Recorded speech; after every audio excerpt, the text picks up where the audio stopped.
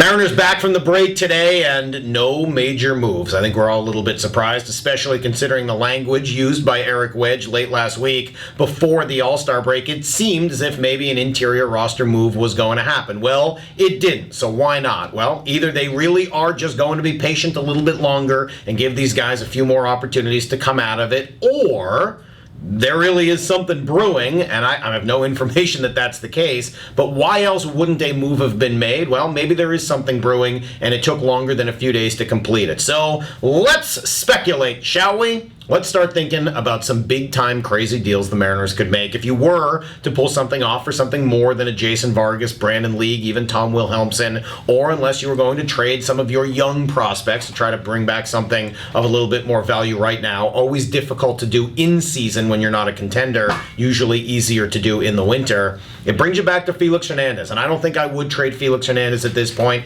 A year or so ago, when he was as valuable a trade chip as he was at that time, and when you had not yet traded Pineda for Montero to bring in that potential long-term big bat into your system, I was willing to think about trading Felix. Today, no longer for prospects. I think you got enough of those right now. So if I were to trade Felix, man, only way I think I'd be willing to think about it is for some established, young, controllable talent. Who fits that bill? Evan Longoria? Maybe that's a possibility, although he's dealt with some injuries and doesn't make nearly as much as Felix does.